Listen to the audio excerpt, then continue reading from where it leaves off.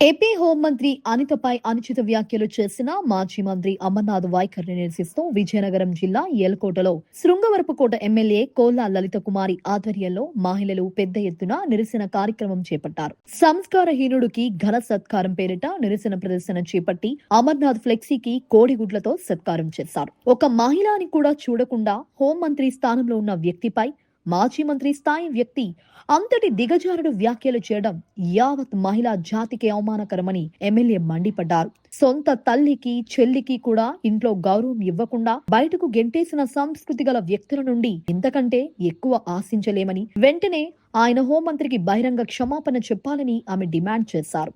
గత జగన్మోహన్ రెడ్డి 5 ఏళ్ల పాలనలో నిత్యం హత్యలు, అఘాయిత్యాలు, రేప్లతో మహిళలకు కనీస రక్షణ లేకుండా పోయిందని ప్రశ్నించిన ఆడవారిపై తప్పుడు కేసులు బనాయించారని ఎమ్మెల్యే లలిత కుమారి విమర్శించారు. ముఖ్యమంత్రిగా ఇచ్చారు. 5 ఏళ్ల పరిపాలనలో మహిళలకు ఏం చేశాడు జగన్మోహన్ రెడ్డి? వాళ్ళు మన మహిళలంతా ఆలోచించాలి. వాళ్ళ తల్లికి చెల్లికి గౌరవం లేదు, ఇంట్లో నుంచి బయటికి గెంటాడు.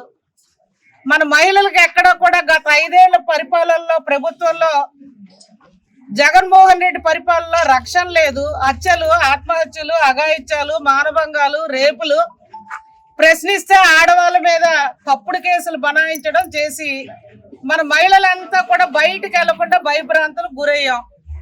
మరి ఇవాళ స్వేచ్ఛగా తెలుగుదేశం పార్టీ చంద్రబాబు నాయుడు గారి నాయకత్వంలో, కూటమి నాయకత్వంలో, పవన్ కళ్యాణ్ గారి సహకారంతో రాష్ట్రం, మన మహిళలు, అన్ని వర్గాల ప్రజలు సస్యశ్యామలంగా, సంతోషంగా, ఆనందంగా, స్వేచ్ఛగా బయటికి వెళ్తూ ఉద్యోగస్తులు కానీ, మన మహిళలు కానీ, యువత కానీ, విద్యార్థులు కానీ చక్కగా వెళ్తున్నాం.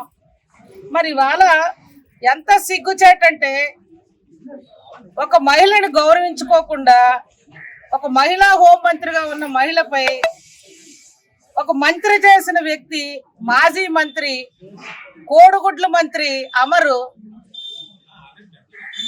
ఒక అప్పచెల్లెలుగా, తల్లిగా గౌరవించలేని వ్యక్తి ఆమెని ఏ విధంగా దుర్భాషలాడాడో పత్రికలు, మీడియా ద్వారా మనం అందరం చూసాం. ఇది మహిళా జాతికే అవమానకరం నిజంగా. మరి ఇటువంటి వ్యక్తికి ఇవాళ గుడ్లు పడి మనం ఇవాళ బుద్ధి చెప్పాల.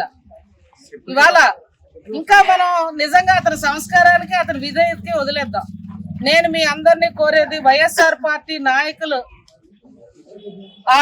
వాళ్ళు ఏ విధంగా ఇవాళకి కూడా దౌర్జన్యంగా మాట్లాడుతున్నారో వాళ్ళ భాష ఏంటో ఈ రాష్ట్ర ప్రజలంతా గమనించాలని, భవిష్యత్తు రోజుల్లో కూడా మొన్న 11 సీట్లు పరిమితం అయ్యారు. ఆ 11 కూడా లేకుండా ఒక సీటుకే జగన్మోహన్ రెడ్డి వైఎస్ఆర్ పార్టీకి రాష్ట్ర ప్రజలు బుద్ధి చెప్పాలని, ముఖ్యంగా మహిళలంతా కూడా బుద్ధి చెప్పాలని నేను ఒక మహిళకు జరిగిన అవమానం, మా హోంమంత్రి గారిని అనరాని మాటలు అన్నాడు. అది ఆవిడ వ్యక్తిగతం, మా మహిళల వ్యక్తిగతం ఎవరిదైనా. ఆయన ఆ విధంగా విమర్శ చేయడం ఇది చాలా బాధాకరం. దీన్ని మనమంతా మహిళలు, రాష్ట్ర ప్రజలు, మహిళలంతా కూడా దీన్ని తీవ్రంగా ఖండిస్తున్నాం. దీనికి తగిన పర్యవసానం అమరు ఆమెకు క్షమాపణ చెప్పాలనేదే మన మహిళలంతా డిమాండ్ చేస్తాం.